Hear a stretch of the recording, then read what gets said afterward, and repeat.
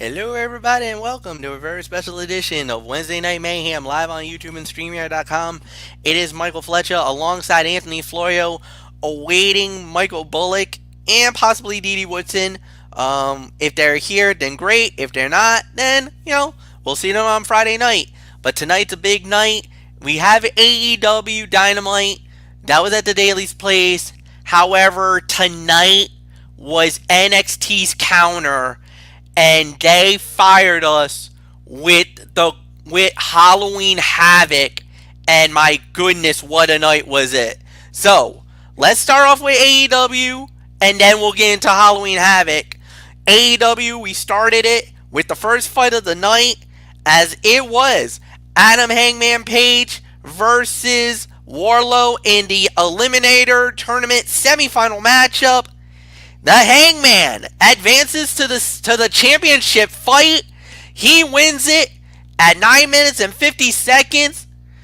This was a good opener. 3 to 3.5 stars is my rating for the match. This was kind of an expected outcome, but a good outcome. Very good matchup. Back and forth it went. Hangman got some early offense. Wardlow dominated most of the fight, but Hangman was resilient, got the big win, advances to the final. That's gonna be at a hard justice. No, well, actually, no. Floyd we'll talk about it in a minute. But good spot, good match. Nothing more to say. Anthony, 3 to 3.5 stars. Hangman goes to the final. Surprised by that? Nope. No, I'm not. Full Gear. Full Gear is the pay-per-view MF. Hard Justice, you remember that was an old TNA Impact pay-per-view. That's why I kind of threw myself off there. All right. No worries on that. But I'm with you here. Give it about 3 to 3.25 stars for the effort. This was a physical battle between two hard hitters that featured a predictable outcome. Page continued to build momentum toward the finals of the World Title Eliminator via his win, while Wardlow further earned credibility as an in-ring competitor with a strong showing against one of the company's elite. Page will now battle the winner of Kenny Omega versus Penta El Zero M. We'll address that elephant in the room when we get to it. Considering one of those men was not intended to be in this position and the direction this entire tournament has been headed since its inception, the outcome of that one is also hardly in question. Wink, wink. So, really nothing more to say on this. 3 to 3.25 stars. That's my rating for this. So, nothing more to say. Michael Bullock, Phenom, Cowboy, Hangman, Adam Page. He gets it done. He's on his way to the finals in Full Gear. One more win, and he gets another shot at the championship of the world, which he almost became the inaugural one of against Jericho last summer. Yeah, one more win, and he gets another chance at the AEW World Title. And yeah, I'll say a 3 to 3.25 stars. I mean, it was a good, solid opener. I mean, like you said, Wardlow. I mean, he hung around. I mean, well, he not hung around. He dominated most of the match, but Adam Hangman Page showed his resiliency, and yeah, the outcome was never in doubt. He advances to the final and puts him one step closer to getting a shot at the AEW World Championship. So, who will his opponent be? We're gonna have to wait and find out later on. So, there's really nothing more to say. Fletch, let's move on. Next match of the night we had was Eddie Kingston.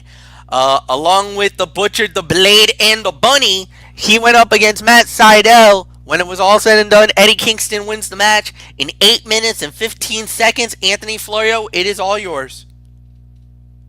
2.5 stars. This was essentially an extended squash.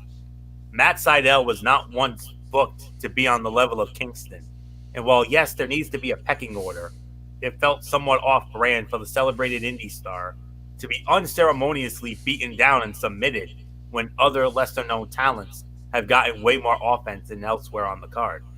Kingston forcing Seidel to say he quit was a nice touch, and the apology to Jon Moxley was an interesting twist.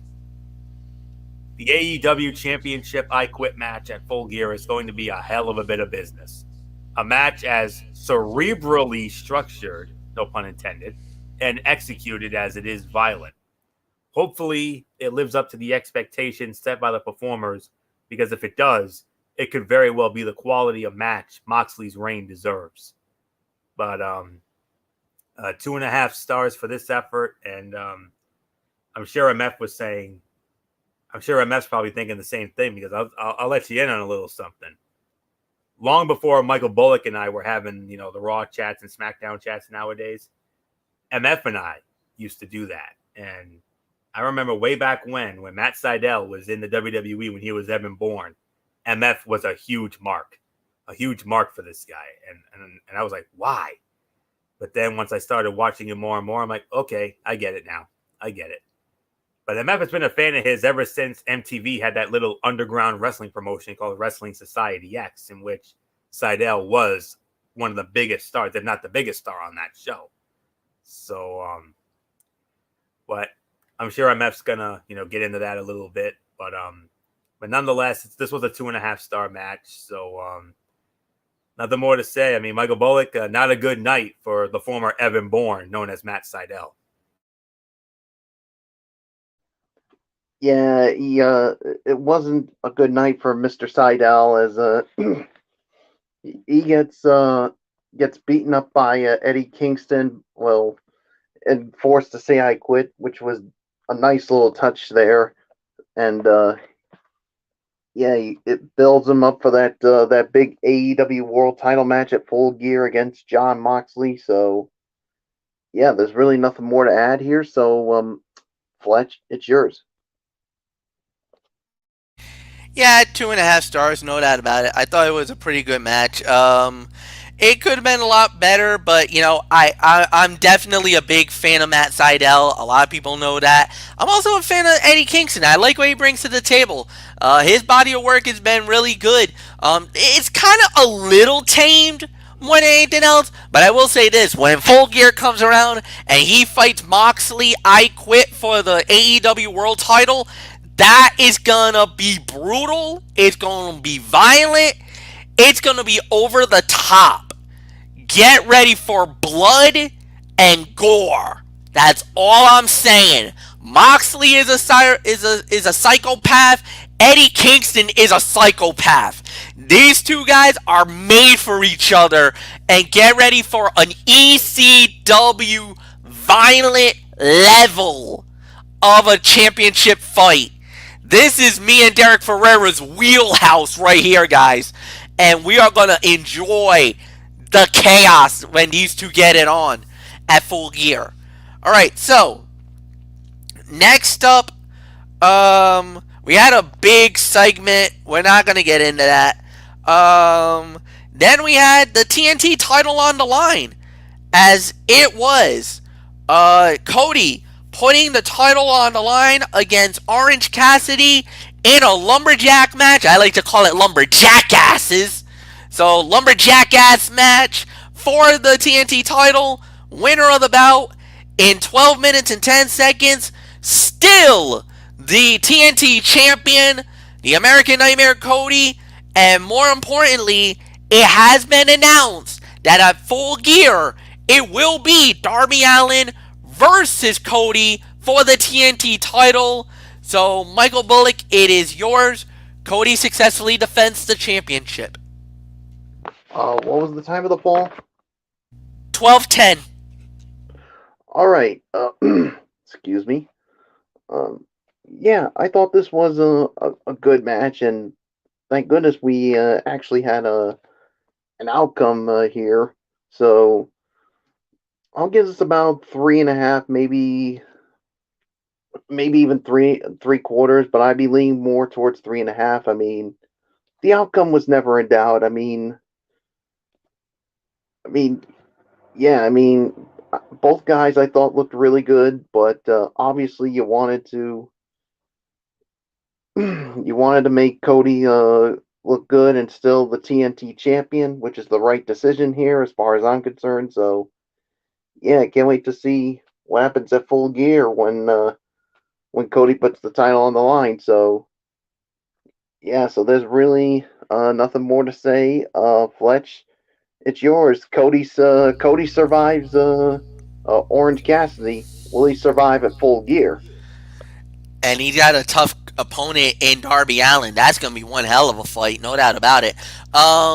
You know what? I'm gonna say this was a good match. 3.5 stars is my rating. I'm not gonna go to 3 3/4, way too high. But this was a solid 3.5. The body of work was really good. Yes, there was a lot of lumberjack interference, but that's always expected in a lumberjack match. You're always expecting guys to get involved, beat down the opponents along the way. This wasn't going to be a fair fight. Nobody knew that. Everybody knew that. But at least the chaos was kept to a minimum. They let Cody and Orange do what they can do. They do it really well. This was a solid match. The outcome was never in doubt. I was pushing for Orange Cassidy to win the belt. I think he deserves a championship in AEW, but they want to keep it on Cody. For what reason? I don't know.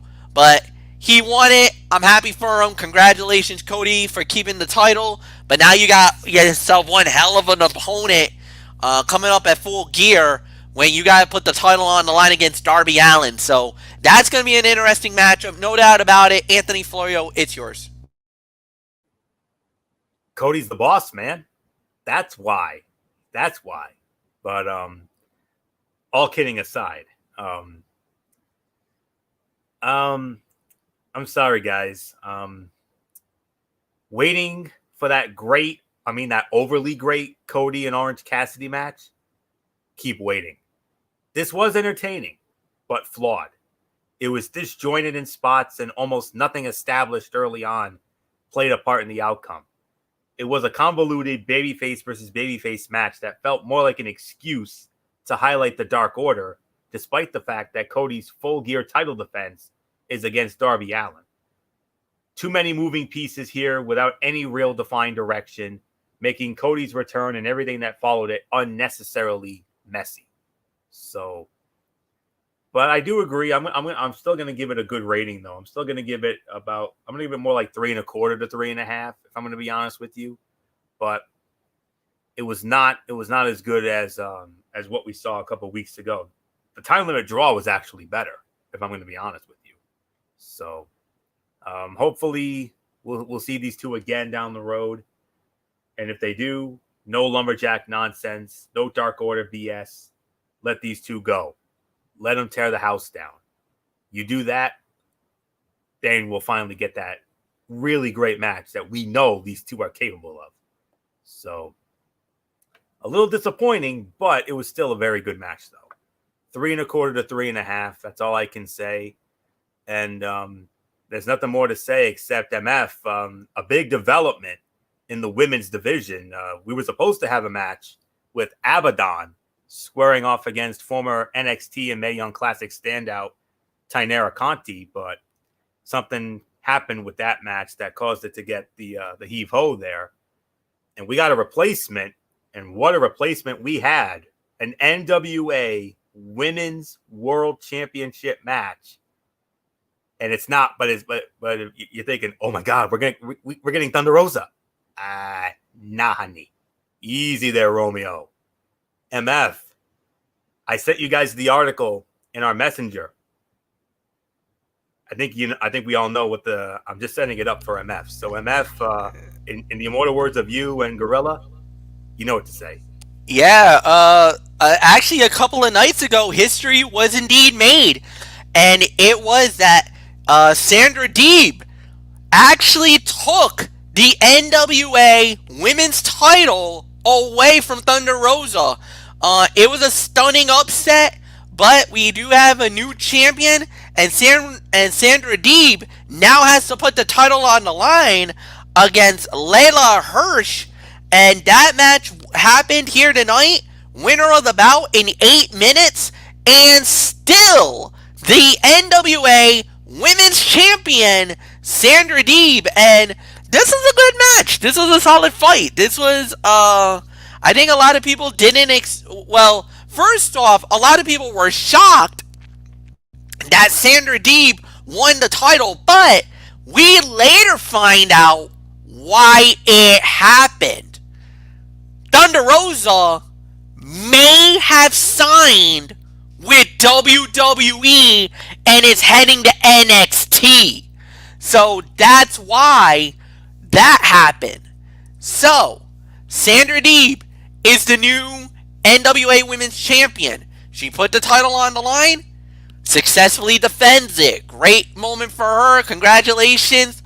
And a big win for her. And this was an alright match. This was about, I'm going to say about two and a half stars. So, Anthony, it is yours. Like you said, history was made a couple of nights ago as we did get a new champion. She defends it on AEW Dynamite, successfully defends it. But if anybody's wondering why Thunder Rosa dropped the belt, Thunder Rosa possibly might be heading to WWE by all indications of what I just heard about an hour ago is that Thunder Rosa might be signing with WWE. That's why she dropped the NWA title. And can you imagine, gentlemen, can you imagine if this is true and WWE got Thunder Rosa? Could you imagine what a shot in the arm for the women's divisions? Absolutely. She starts out in NXT. That's already the best division in women's wrestling right now. Think about the matches. Think about the matches she could have on NXT right out of the jump. Candice LeRae. Yup. Io Shirai. Rio Ripley. Oh my God! Can you imagine those two going at it? Oh yeah. Oh my goodness! I mean, oh, Michael Bullock. I can only imagine what Bullock's doing right now. Bullock's probably he's probably hoping that the rumors are true. He's hoping that the rumors are true right now. He's hoping that what we're talking about actually does happen, and by all indications, and I'm getting this not from 411 Mania. But Sean Sapp from Fightful.com is reporting it. Ryan Satin is reporting it. So there's some legs here. Reliable sources. These are reliable sources. And I actually think Uncle Dave Meltzer himself is also reporting it as well. So if Meltzer's saying it, it's almost a guarantee now. Exactly. But a couple things here. First thing, MF, it's Serena Deeb, not Sandra Deeb. But as Bullock pointed out in our little chat box here. But what a moment for Serena Deeb. I mean, here's a journeywoman in the wrestling business. I mean, she's been everywhere. I mean, she was in WWE, via Florida Championship Wrestling and growing into WWE. I think she was an agent or a coach for the women's division, I think, at one time. And of course, we all remember the Straight Edge Society. She was with CM Punk and Gallows and Joseph Mercury back in the day. And when she had the buzz cut there, even with the buzz cut, she still looked good. But even with hair, but now that she has the long hair, I mean, she's even more beautiful than ever. And I'll tell you something. I've taken a liking to her, not just for her beauty, but also for her ability as well. And when I saw that bit of news, I'm like, I got to share this with the guy. I got to share this with our crew, and because this is a very big deal. Thunder Rosa, who was the most dominant champion in that promotion. Wow, Serena Deeb goes and beats her. That's amazing. But to the business at hand. It was a 2.5-star match. For the second time, Deeb appeared on Dynamite only for a large portion of her match to be interrupted by a commercial break. Sure, they say picture-in-picture, but we call it split screen. The split screen gimmick allows you to see the whole match, but it is yet another instance of the already underserved women's division falling prey to indifferent booking. After the match, Hikaru Shida versus Nyla Rose for the AEW women's title. That was made official for Full Gear. A rematch 5+ months in the making. Not because they had some hot feud or had spent weeks building the match, but because the company referenced the same nonsensical rankings it sometimes uses as a crutch to make up for booking complete stories. And before you rush to the defense of them, yes, they have established history. Yes, they wrestled against each other at Double or Nothing in May. No one match 5 months ago is not at all acceptable bill to a rematch at Full Gear. It is again evidence of the company's lack of devotion to an actual, logical, and prioritized women's division. We all agree they have the weakest women's division. You name a women's division, it's better than AEW's women's division. Raw's women's division, better. Friday Night SmackDown women's division, better. The Impact Knockouts, better. And of course, we're all in agreement. The best one, hands down, Bullock has it with NXT. So that's all there is to say on that. But I'm very happy for Serena Deeb. You know,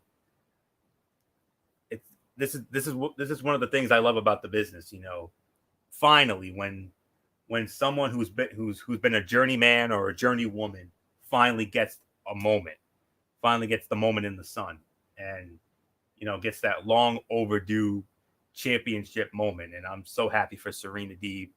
You know, I've been a fan of hers, you know, for the longest time. And, you know, like I said, not just for her beauty, but also for her ability as well. And yeah, I'm very happy for her. And that's forever going to go down as the biggest win of her entire career. Anytime you beat somebody as damn good and talented as Thunder Rosa, ask MF, he'll tell you firsthand, you've done something. So, well done, Serena. I'm proud of you, darling. Very happy for you indeed. And you damn sure deserve that belt.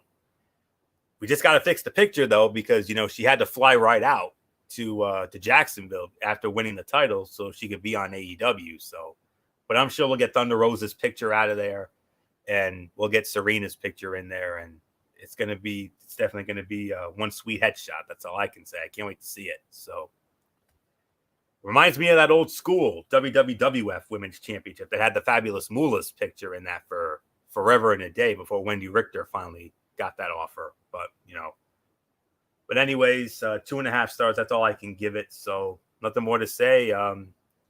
Michael Bullock, history-making moment. Serena Deeb, the brand new NWA Women's World Champion, knocking off Thunder Rosa. And boy, howdy, man. If you and NXT end up getting Thunder Rosa, look out. You thought that women's division was the best in the world before? Oh my God, the Rocket Pack. Oh.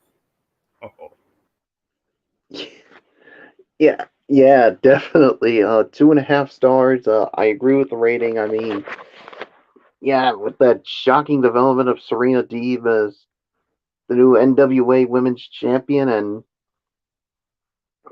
yeah, I mean, with Thunder Rosa, I mean, if the rumor is true, she goes to WWE and goes to NXT. You thought the women's division was already freaking good already. It's going to get even a whole hell of a lot better. I mean, like you said, think of all the matches Thunder Rosa could have in NXT, like an Ember Moon or a Rhea Ripley or Io Shirai. I mean, man, oh man. But we'll wait and see on that. But 2.5 stars, I agree. So there's nothing more to say. Fletch, let's move right along. All right, so we do indeed move right along. And the next thing that we had was Shawn Spears versus VSK. Shawn Spears wins the match in 27 seconds. All right, there's really nothing more to add there. Then we had Penta LOM versus Kenny Omega. This is the main event. The other semifinal, Omega wins the match. 17 minutes, 15 seconds. Anthony, it is expected. It's Hangman versus Omega in the final. The winner gets a shot at the AEW World Title down the line. I'm just gonna make one. I just gotta, I'm gonna try to say what Bobby Heenan said at WrestleMania 8. I'm gonna make a statement. I'm gonna make it clear and to the point. This Full Gear card is the equivalent of a freaking WrestleMania card. Look at this, from top to bottom. This thing is stacked. I mean, the only match that I have uncertainty about, I'm a little iffy about, I have doubts about, is Shida and Rose, the women's match, of course. But every other match on this card has potential to be a show stealer. Now you add the Hangman and Omega to this? Oh my goodness. And this is going to be on at the same time as Clemson and Notre Dame. I'm going to have a long night that Saturday night. But in a good way, let me tell you. Oh my God, this is a WrestleMania card, guys. For goodness sake. You got a long Saturday night ahead of you, man. Thankfully, it's not this Saturday night, though. That's all I know. But anyways, guys, this was the fight of the night, hands down.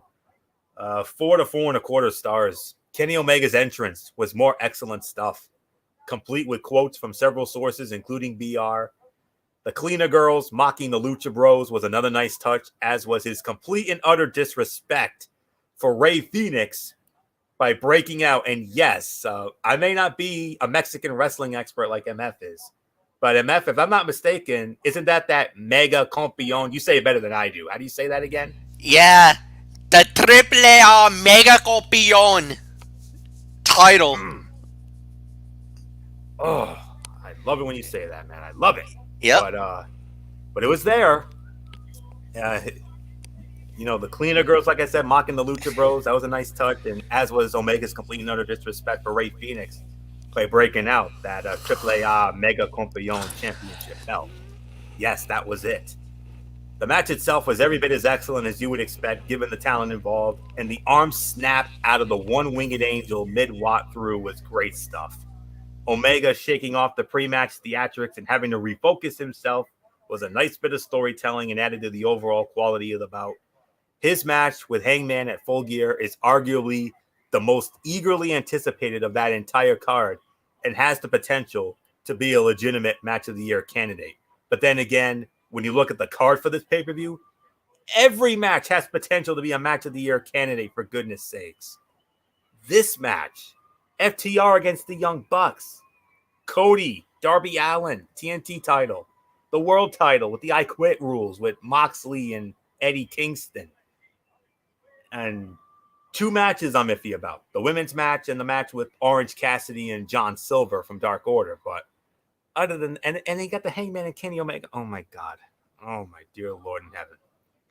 That's all I can say on this. I mean, November 7th cannot come fast enough, friends. It really cannot. Clemson, Notre Dame, and Full Gear.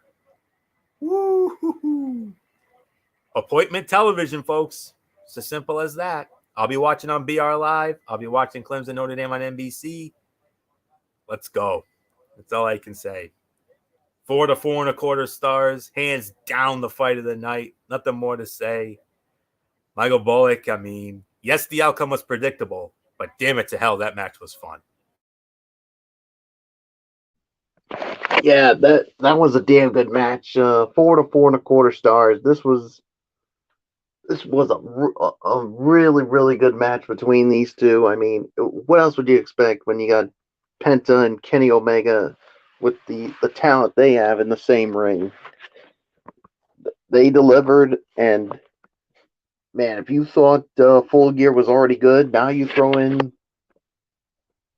Kenny Omega and Adam Hangman Page for the right to become the new number 1 contender for the AEW World Title. Man, and like you said, the only 2 matches that are of concern for me is the Orange Cassidy and John Silver match and Hikaru Shida and Nyla Rose. But other than those 2, everything else is a potential to be a fight of the night. And this one right here with these 2, I'm going to say it right now. This match is going to steal the damn show. There's no ifs, ands, or buts about it. Kenny Omega and Adam Hangman Page in the same ring on a pay per view, that could have 5 stars written all over it. There's really nothing more to say. Fletch, it is yours. Let's give a quick final thought, just briefly, and then we'll go into Halloween Havoc. This was a good show. AEW delivered. AEW did what they needed it to do.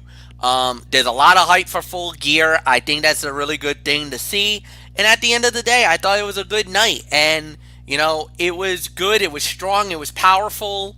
And they got a lot of momentum. A couple of fights didn't really deliver. I know there was a segment with Inner Circle and MJF, and Eric Bischoff was involved in it and everything else. So obviously that was incredible again.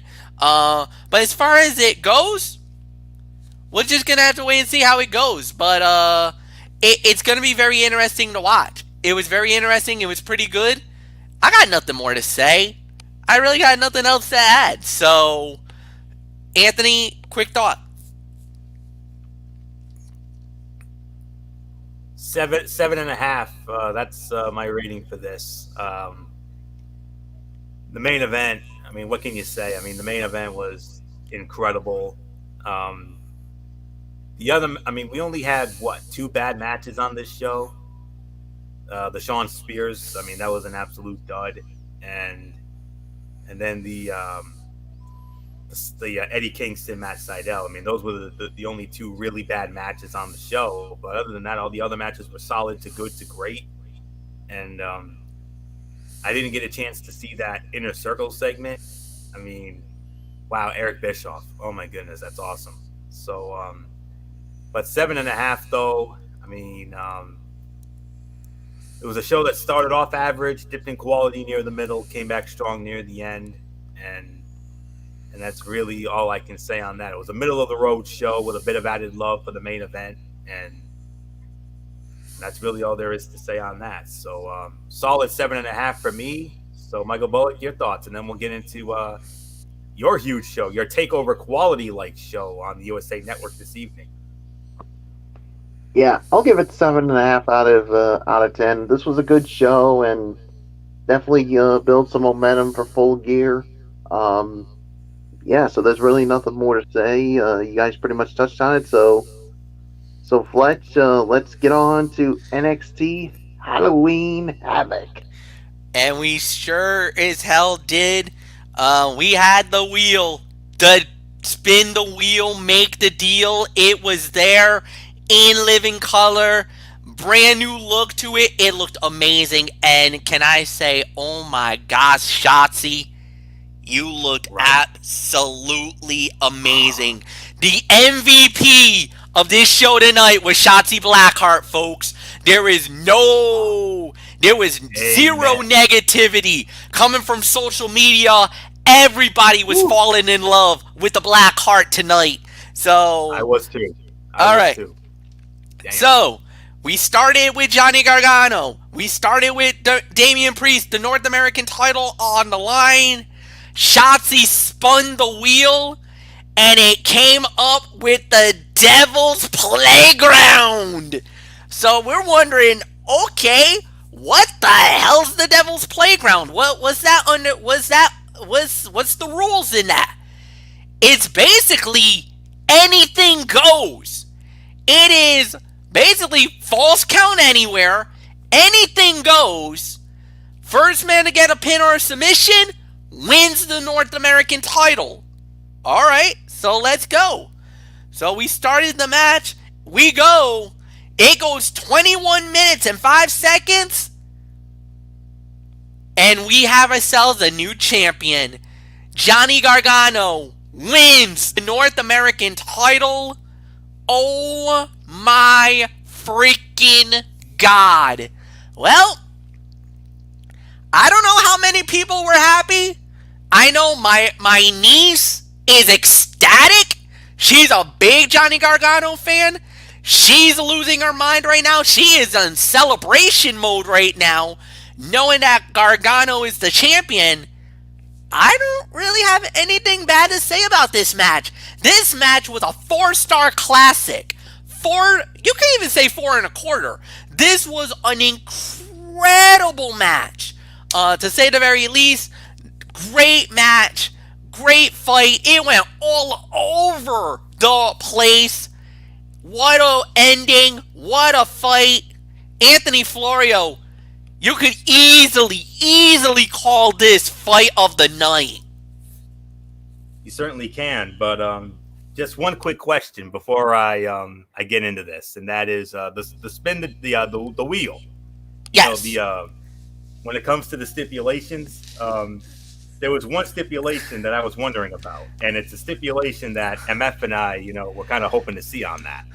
Where was this legal in Nevada? It's legal in Nevada. Oh no! Oh Come on, all the fun God! Remember all the fun we used to have back in the day? Yes, I remember the fun we used to have with It's Legal in Nevada. Are you kidding me? You had to bring that up. You had to do it. You had to bring that up.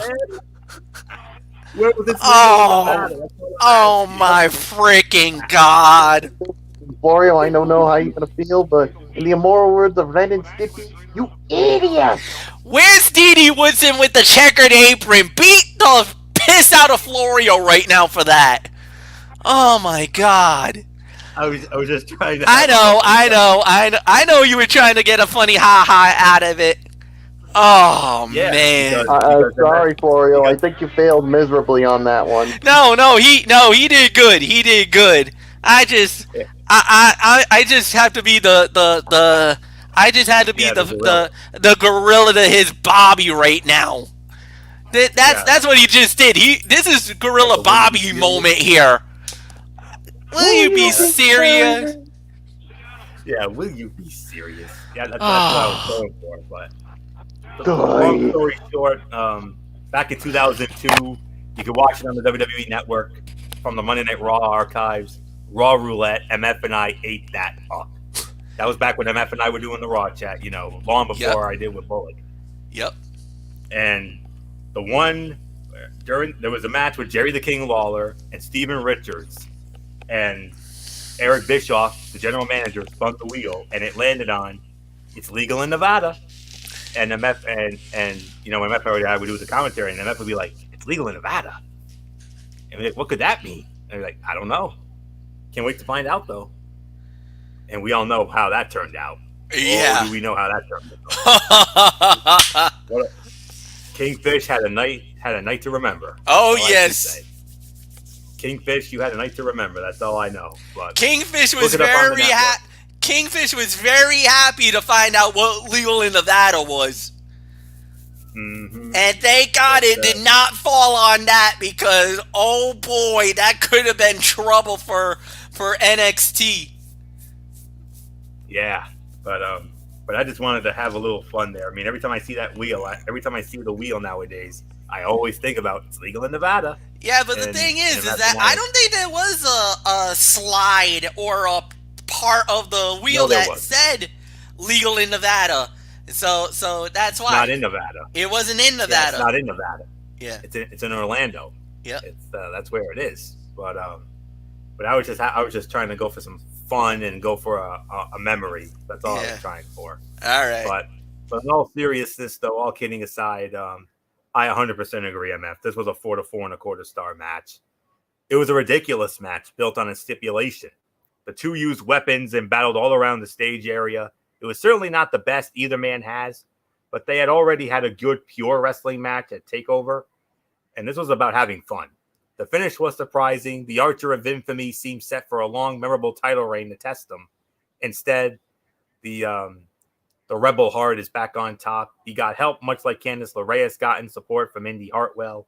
It seems like the Garganos are building a stable of helpers to keep them relevant. Hopefully it pays off in the end later on for Candice LeRae as well, rather than Gargano continually collecting more gold. But nonetheless, though, 4 to 4.25 stars, that's definitely the correct rating for this. You can easily make an argument for Fight of the Night, no doubt. So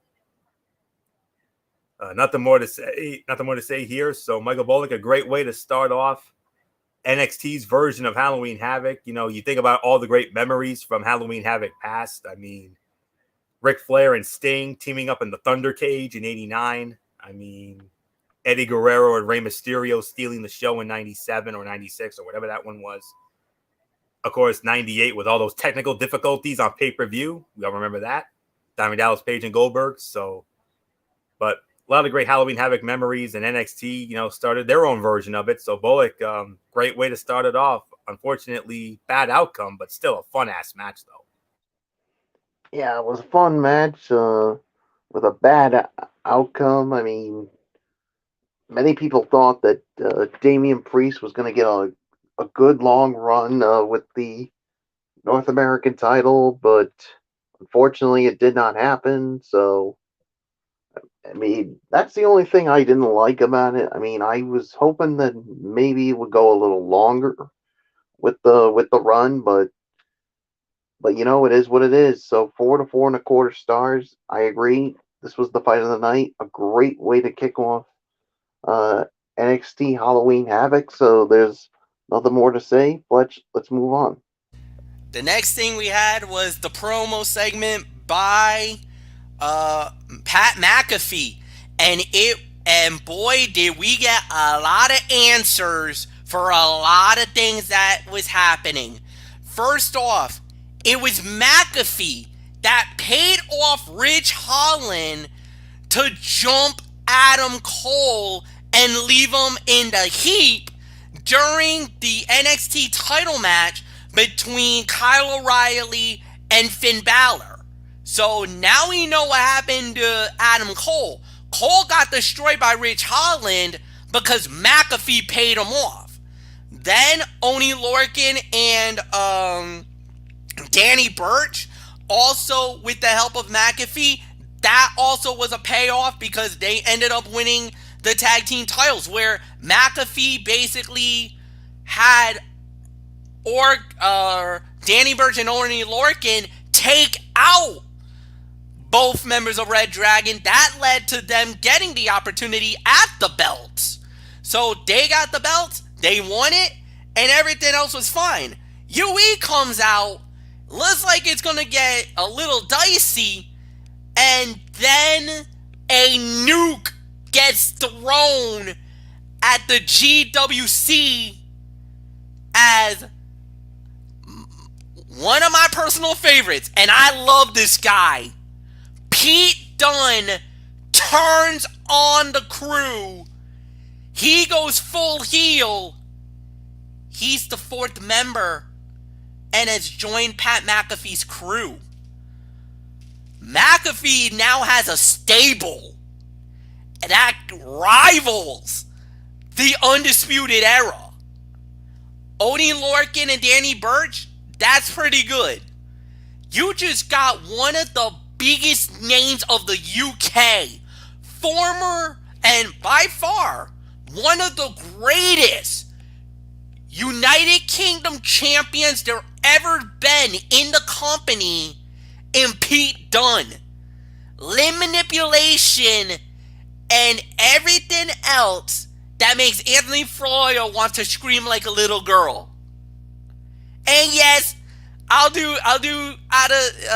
me do it like the Fresh Prince, because Anthony would be like, Uncle Phil! Luther's in the house! Well, what exactly is you don't remember that scene from I remember the scene. I remember the scene. I'm just saying, why would I do that? Pete Dunne, the limb manipulation. Oh yeah. Every time he tries to, the way he twists that has you screaming like a girl half the time. I'm just saying. Indeed, and I would say Pete Dunne snapping joints again. Yep. So. Oh my goodness, Anthony, what a bomb! Pete Dunne, McAfee, Lorcan, and Burch. It looks, dude, That's a core 4. But here's the thing. If McAfee doesn't want to be a part of the War Games, which is fine, you could add Rich Holland to the mix, because obviously McAfee did him a solid. And you got to think that Rich Holland will want to repay him. There's your 4 right there. That would be a hell of a fight. Indeed, it would. And I'm just looking. I'm just looking to see what's going on with him. I don't know if I don't know how long he's scheduled to be out, because you remember he suffered that horrific injury some time ago. Oh, I think he's going to be out till. Oh, that's right. Oh, he's going to be out for a while. Yeah, he's not. I don't think he's going to be a part of. No, he won't make it. Here's the thing: Pat McAfee proved that he actually can wrestle. Yeah. Let's not forget that. Yes. When he went up against Adam Cole at TakeOver 30, I mean, they had the sleeper fight of the night. We weren't expecting anything special out of that going in, but they surprised the hell out of us. Let's not forget that. But Pete Dunne is the perfect 4th man to contest Undisputed Era. This is clearly a setup for War Games. Absolutely, MF, you know that. That's absolutely spot on. And that should be a great fight inside the cage that could hopefully further establish Oney Lorcan and Danny Burch. Pat McAfee is a fantastic mouthpiece for this group. Even if he does not quite fit the bruiser style of the rest of his crew, he can sell himself as a bruiser while selling the rest better than they usually can on the mic. So, but yeah, heel Pete Dunne is the best Pete Dunne. I'll be honest with you. And with him back, I mean, I'm like, oh no, joint manipulation is on its way back. And yeah, I'll certainly be cringing, because he does it worse than anybody. This is why I'm glad I'm not a wrestler, because if I was and they wanted me to work with him, I'd say nope, get someone else, because you're not manipulating my joints. That's for damn sure. So that's really all there is to say on this. So Michael Bullock, I know you are. I saw it in the messenger. Michael Bullock was none too happy about this development here tonight. I mean, you thought Bullock was pissed about last week.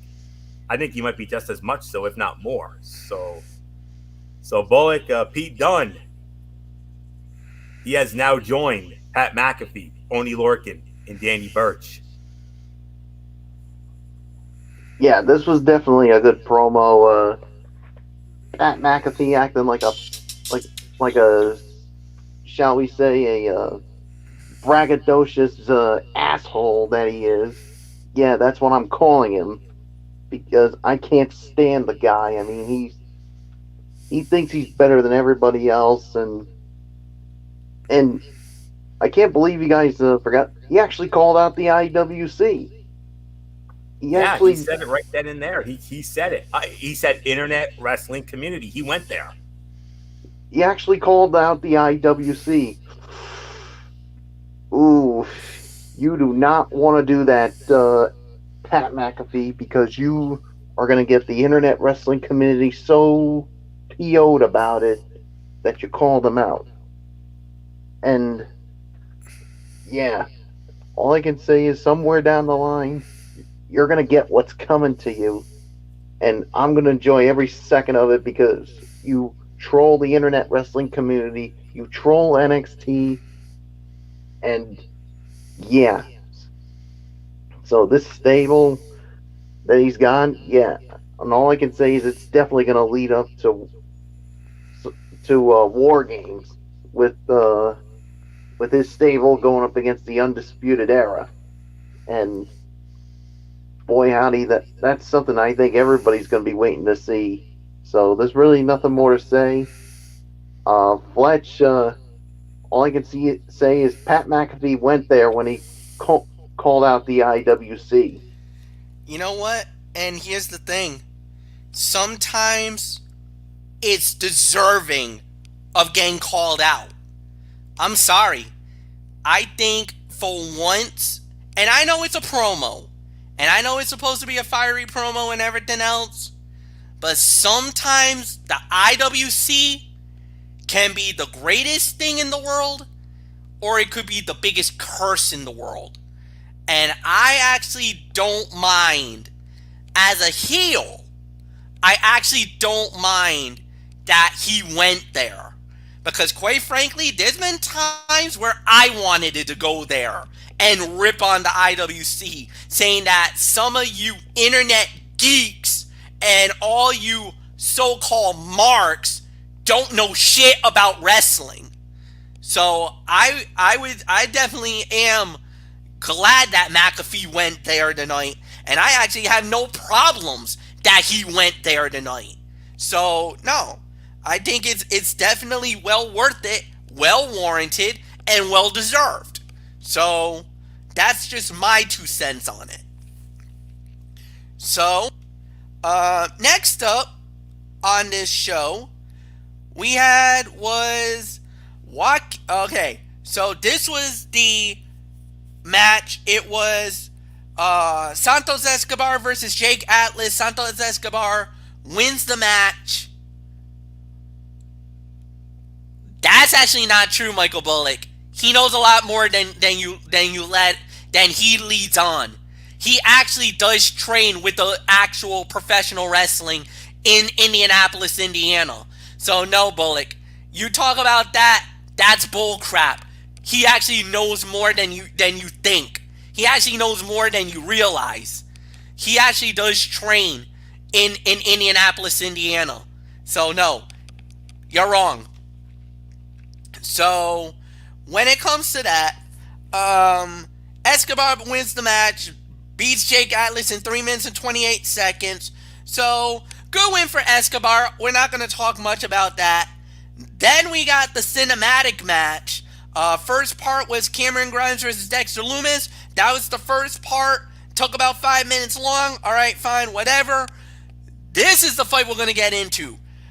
Raquel Gonzalez versus Rio Ripley. The winner of the bout. In 13 minutes and 2 seconds, the Nightmare, Rio Ripley, wins it.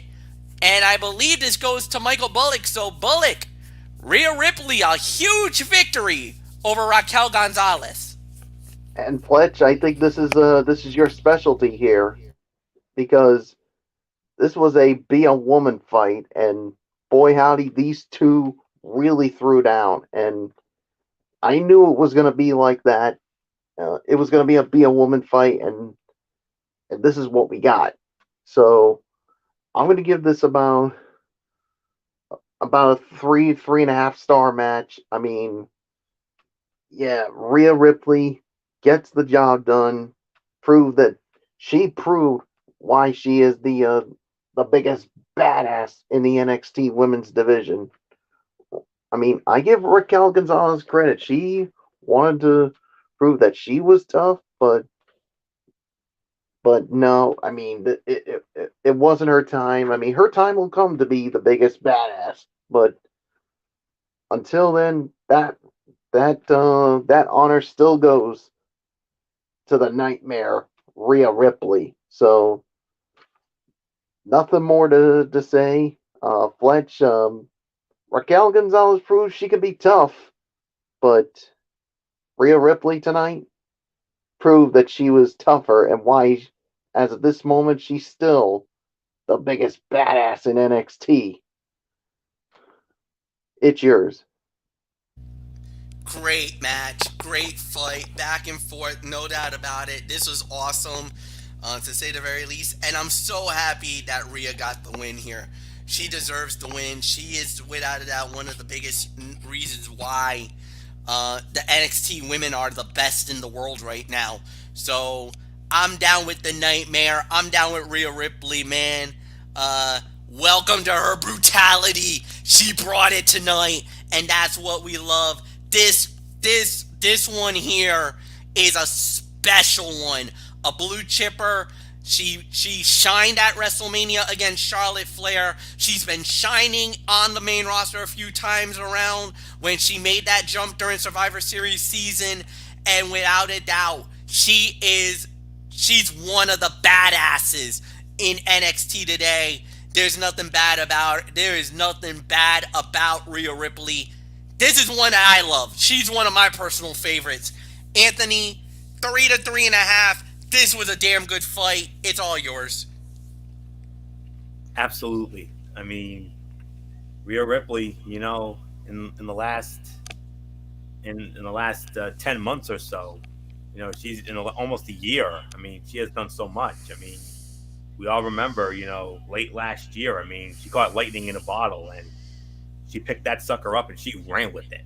I mean, she had the best 72-hour stretch that any performer ever had, winning on SmackDown, winning at War Games, leading Team NXT women to victory at last year's Survivor Series, and winning the women's title just before Christmas time last year when she beat Shayna Baszler, and then of course putting on what I still consider the greatest women's match at WrestleMania against Charlotte, even though she lost, but it's still to me the greatest women's match in WrestleMania history for the women's side.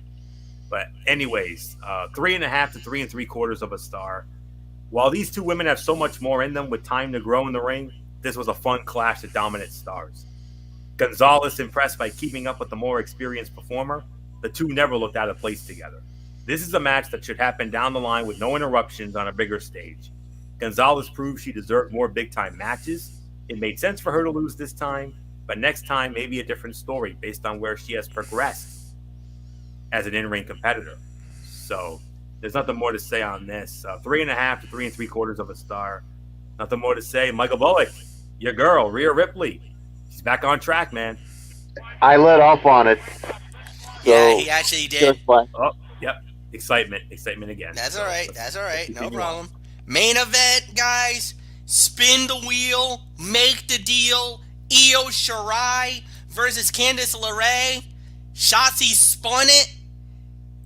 It was tables, ladders, and screams. That's right. It was a TLC for the women's title. Winner of the bout in about 20 minutes? It was let me see, official time of the fall. Just give me 1 second, folks. I kind of took the eye off the ball for a moment.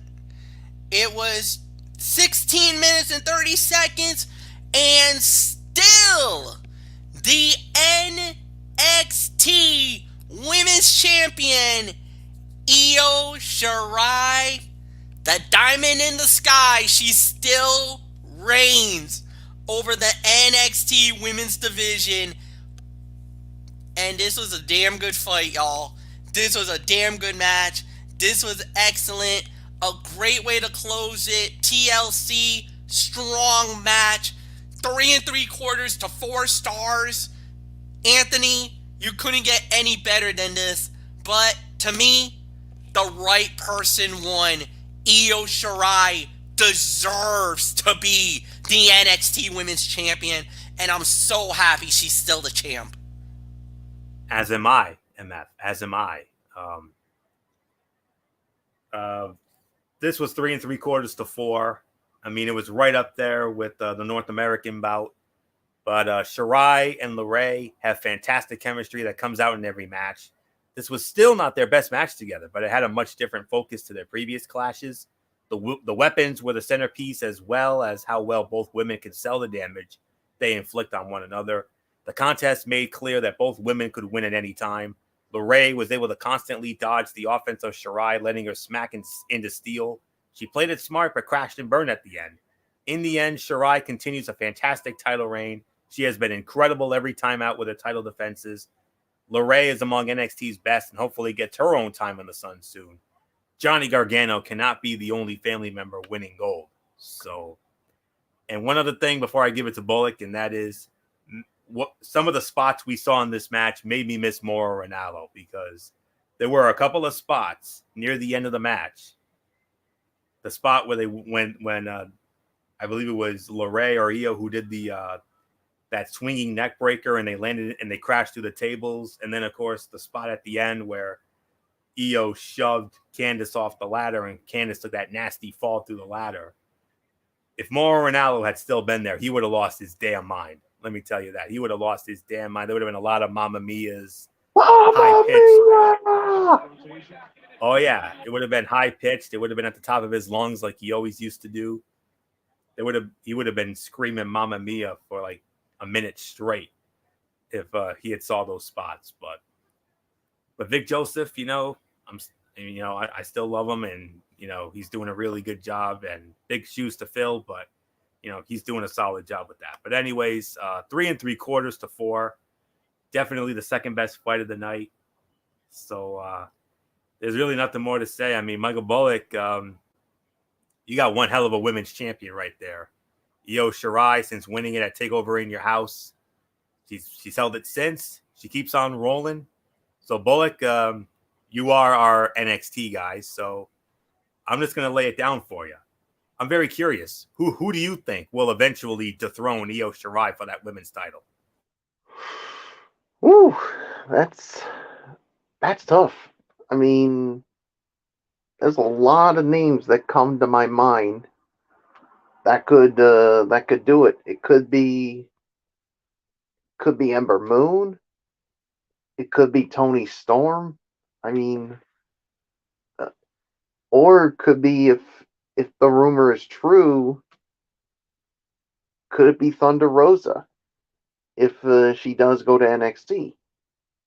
A lot of things come to my mind, but we'll have to wait and see. But anywho, I agree. 3 3/4 to 4, the second best fight of the night. I mean, all the 6 spots that we saw, especially at the end when Candice LeRae took that nasty fall through the ladder. I mean, oof. I cringe anytime somebody falls through a ladder. And yeah, I mean, all I can say is, guys, Candice LeRae is going to be one sore puppy in the morning. So yeah, 3 3/4 to 4, second best fight of the night. Nothing more to say. Let's get on. Let's quickly get to overall thoughts on this NXT Halloween Havoc. This was an incredible show. I'll lead off, and we'll let Bullock, because he's Mr. NXT, we'll let him go last. This was an incredible show. This lived up to the hype. Everything. There was only like maybe 2 bad matches the whole night in this one as well. The Joaquin Wild, the Escobar, Santos, the Santos Escobar versus Jake Atlas, and then I don't think there was even another match that was bad in this entire thing. Even the promo was amazing. Guys, NXT wins. 8.5 for me. Anthony, it's yours.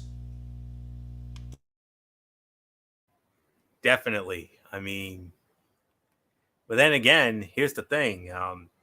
NXT was a live show. I believe AEW was a taped show. So I definitely agree with MF's rating here. It's an 8.5, no question about it. I mean, we only had looking at the card here, I mean, we only had like one bad match, and it was a very enjoyable night of wrestling. The main event was very good. There was a strong opener.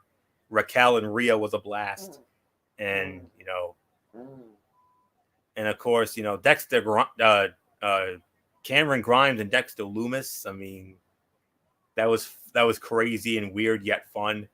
Throwing a very good Pat McAfee promo and the Pete Dunne heel turn, and you got a winner. There was never really a dull moment on this show, and a lot went down except for that one bad match, which was a damn shame because those two, Escobar and Atlas, they deserve a hell of a lot better. And this coming from the cruiserweight guy here. So that's all there is to say on this. I 100% agree with MF's rating. This was an 8.5 out of 10. And for the first time in a long time, NXT gets one up on AEW. So Michael Bullock, take a bow, man. NXT beats AEW for the first time in I can't remember how long. Yeah, this was definitely a damn good show. 8.5 out of 10. I mean, I agree with everything you guys have said. I mean, the only bad match was Jake Atlas and Santos Escobar. I mean, I think that match to me could have been much better.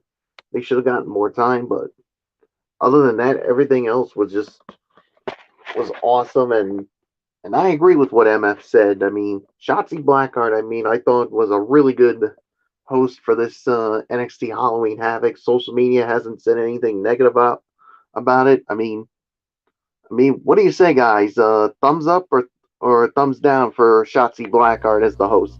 No, Two thumbs thumbs up. up. Way up. Way up. No, Not.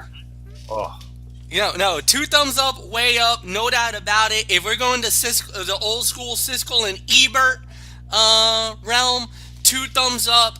And like I said, for the practically 90 to 95% of the reaction from social media has been major league positive for Shotzi Blackheart.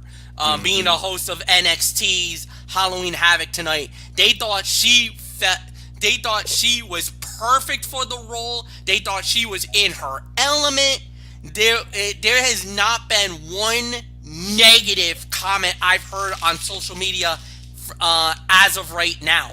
There might be a detractor or two, but I haven't even found it. Everything's been totally positive. Yeah, and she deserves it. And she deserves it. I mean, I couldn't be more proud of her. Definitely two thumbs way up for her. So, and she made this even more entertaining. So, there's really nothing more to say. It was a banner night for NXT and a good way to bring back Halloween Havoc. So, there's really nothing more to say. Fletch, let's put a bow on this night. All right, we are indeed going to put a bow on this night. So tomorrow night is College Football Thursday, hosted by Anthony Florio, 10:30 Eastern, as we will have all of the action for college football. A lot of games to get through, and we also got some good matchups coming up this weekend as well. Friday, again, Cerebral Smack Talk, as we will be getting into Friday Night SmackDown. Then Saturday, NFL Saturday. So we got that, and then we do it all over again next week, starting with Ridiculously Raw on Monday night. For Anthony Florio, for Michael Bullock, I am Michael Fletcher, saying so long, everybody. We'll see you tomorrow night. Like the video, leave a comment at the bottom, share with all your friends on all the social media platforms around the world. And goodbye, everybody.